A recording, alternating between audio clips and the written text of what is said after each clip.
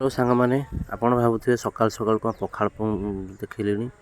हाँ आज्ञा काली मुझे जाइली आम आनंदपुर प्रेस क्लब रे होता अंतर्जातीय श्रमिक दिवस रे गोटे पखाड़ भोजी ओ पखाड़ स्वाद सतर था निरा। देखु आम सभापति नारायण भाई केमी पखाड़ भात मस्कुल आउ टे भी टेस्ट कर दौन लुण हो कि ना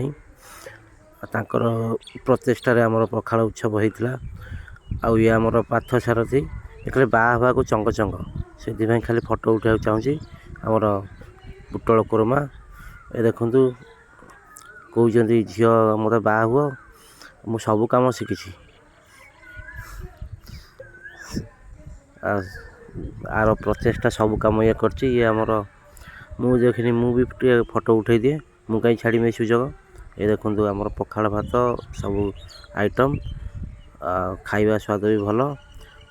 आउ जन को भूलिगनी ये भी बहुत काम कर राजू भाई।